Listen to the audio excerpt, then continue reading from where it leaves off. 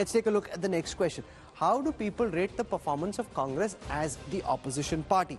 Now, 40% of the respondents think it's good, but remember, compare this with 45% who think it was good in August 25. So from there, from August 24, 45 to 45% decline.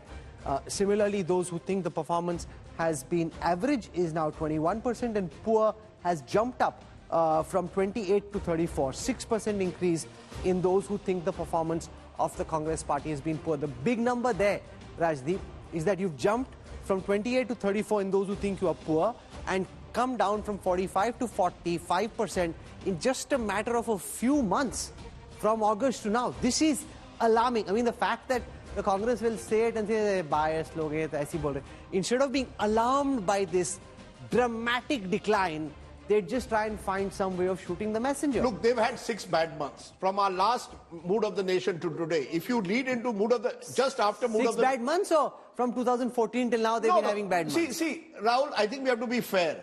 As we saw in the general election, there were visible signs of the Congress growing. Now, you could argue that they grew on the back of regional parties. All of the fact was that the Congress performance was much improved, much above expectation in June of 2024. Since then, since our last Mood of the Nation, they've had 6 bad months. They expected to win Haryana. Most of us expected, let's be honest, in the studio, every pundit I spoke to expected Congress to win Haryana. Then they went and lost Maharashtra badly.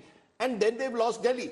The polls have been done at a juncture where the Congress clearly, therefore, finds itself on the back foot. The real issue, Rahul, is not only your namesake. Actually, the real issue is organizational hollowness. That is the real issue. Who's supposed to fix it? You know, that's who's supposed to fix it. And that's where I said the point I made about Einstein. When you keep doing the same thing again and again and expect different results, it's not going to happen. But the same people are in charge in different levels of the Congress organization who have a history of failure. Nothing seems to succeed in the Congress at times as much as failure. So that's the problem now. And therefore, these numbers are this problem we know. What are they doing to fix it? Yamini said yesterday, I agree with her, but the thing is, when you seize, you just don't take advantage of the narrative that the public of this country gave it to you on a platter, actually, after the Lok Sabha election. Who is to be blamed? It's not about just organization.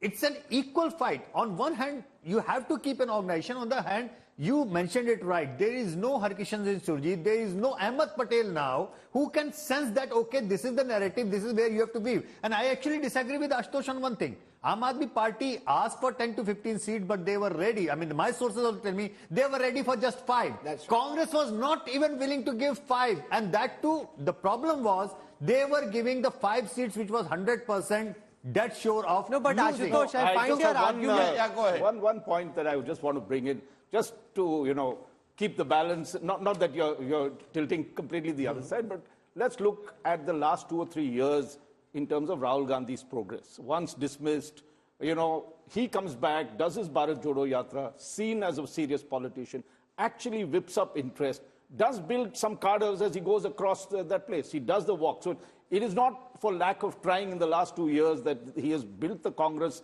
to some extent and brought it back to moving it from the 50s to the 90s. So we have to give credit to that. The other is, I think, the paradoxes that we see in this country, and therefore some part of the movement that Rahul Gandhi is doing does have a sort of, let's put it this way, we saw how the Janta experiment happened. There was no cadres. All these parties came together and called themselves Janta Party. All disparate parties came together, and you saw a movement happen that pushed the Congress out. Right. Here, if you look, what's happened is that there is a paradox in our MOTN.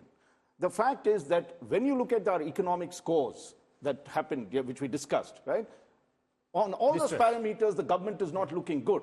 People say that the incomes are not adequate, there's price rise, there's unemployment, there's any other place, and these two issues quite should have a been significant explosive. number of issues. Sure. So I am trying to understand, is there, I mean, to be fair, and that's why the question of the India alliance surviving is that there is an unease with the government that is showing up in various fronts, whether it's economic, social we have seen. There has been issues about judicial independence, if you see the survey more carefully. There have been issues also of the fact that caste surveys has now become something that the people want. So there is a lot of the agenda that the India alliance represents that is alive and kicking. What it does require is possibly, I don't know what it is, if you don't have the cadres and you cannot beat a formidable party like the BJP with its machinery, you do need a people's movement of sort. But there are 2 points that come from it.